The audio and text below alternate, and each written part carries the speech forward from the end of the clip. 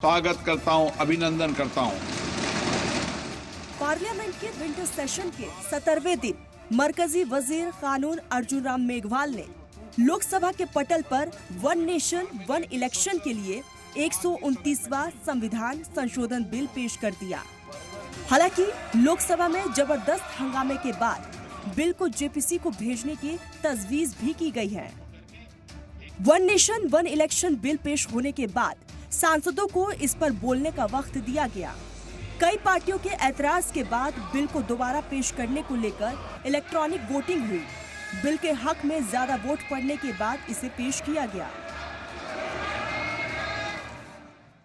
I beg to move for leave to introduce the Constitution 129th Amendment Bill 2024 further to amend the constitution of India. ये item number 18 में है और item number 19 में जैसे आपने कहा honourable speaker sir, with your permission I wish to move for leave to introduce the union territories laws amendment bill 2024 further to amend the government of union territories act 1963, the government of national capital territory of Delhi act 1991 and the Jammu and Kashmir reorganisation act 2019। ये मैं आपकी अनुमति से आपसे leave मांग रहा हूँ। Bill पेश होने के बाद लोकसभा में कांग्रेस के एमपी मनीष तिवारी ने इसे आइन के बुनियादी स्ट्रक्चर पर हमला बताया। One of the essential features is federalism and the structure of our democracy, and therefore the bills which have been moved by the Honorable Minister of Law and Justice absolutely assault the basic structure of the Constitution and are beyond the legislative competence of this House, and therefore they need to be opposed ab initio, and the introduction of those bills have to be stopped. तो वही bill की मुखालिफत में SP के MP Dharmendra Yadav ने कहा कि one nation one election bill BJP के मुल्क में तानाशाही लाने की कोशिश है। मैं इस संविधान के 129वें संशोधन अधिनियम के विरोध के लिए खड़ा हूं। अध्यक्ष जी, मैं समझ नहीं पा रहा हूं, अभी 2 दिन पहले संविधान को बचाने की, संविधान की गौरवशाली परंपराएं की कस्में खाने में कोई कमी नहीं रखी। 2 ही दिन के अंदर संविधान की जो हमारी मूल भावना है, 2 ही दिन के अंदर संविधान का जो हमारा बेसिक स्ट्रक्चर है, 2 ही दिन के अंदर संविधान का जो हमारा संघीय ढांचा है, उसको खत्म करने के लिए संविधान संशोधन बिल लाए हैं। मैं मनीष तिवारी जी से सहमत हूं। एआईएमआईएम के चीफ और लोकसभा एमपी असदुद्दीन ओवैसी ने बिल की मुखालिफत करते हुए हुकूमत पर इल्जाम लगाया कि सियासी फायदे के लिए इस बिल को लाया गया है। इससे इलाकाई पार्टियां खत्म हो जाएंगी। Parliament is not competent to make any law that violates fundamental rights or the basis of the Constitution, sir. This bill indirectly introduced a presidential style of democracy. This bill is based on maximizing political gain and convenience. This bill will finish off regional parties.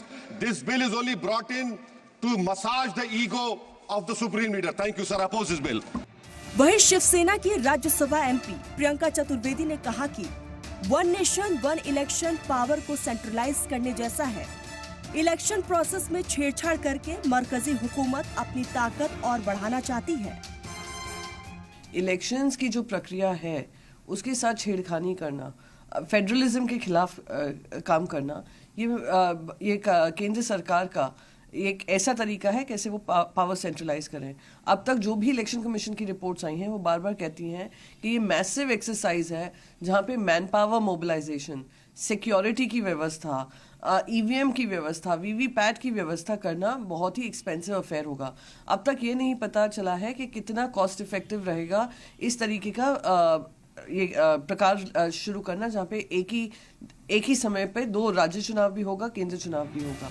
दरअसल one nation one election पर गौर करने के लिए साबिक president Ramnath Kovind की सदारत में 2 सितंबर 2023 को एक कमेटी बनाई गई थी। कमेटी ने करीब 191 दिनों में स्टेक होल्डर्स और एक्सपर्ट से चर्चा के बाद 14 मार्च 2024 को अपनी रिपोर्ट प्रेसिडेंट द्रौपदी मुर्मू को सौंपी थी। कोविंद कमेटी की सिफारिशों में कहा गया था कि सभी स्टेट असेंबली की म्याद अगले लोकसभा चुनाव यानी 2029 तक बढ़ाया जाए। हंग असेंबली नो कॉन्फिडेंस मोशन होने पर बाकी मियाद के लिए नए सिरे से चुनाव कराए जा सकते हैं। पहले फेज में लोकसभा असेंबली चुनाव एक साथ, दूसरे फेज में 100 दिनों के अंदर लोकल बॉडीज इलेक्शन कराए जा सकते हैं। EC Lok Sabha assembly local bodies चुनाव के लिए स्टेट इलेक्शन अफसर से single voter list voter ID card तैयार करेगा। कोविंद पैनल ने इक्विपमेंट, मैन पावर और सिक्योरिटी फोर्सेस की एडवांस प्लानिंग की सिफारिश की है। हिंदुस्तान में फिलहाल रियासतों के असेंबली और मुल्क के लोकसभा चुनाव अलग अलग वक्त पर होते हैं। वन नेशन वन इलेक्शन का मतलब है कि पूरे मुल्क में एक साथ ही लोकसभा, स्टेट असेंबली और लोकल बॉडीज के चुनाव हो, यानी वोटर्स लोकसभा और स्टेट की असेंबली के मेंबर को चुनने के लिए एक ही दिन, एक ही वक्त पर या सिलसिलेवार तरीके से अपना वोट डालेंगे। सलाम टीवी के लिए नदीम अहमद की रिपोर्ट।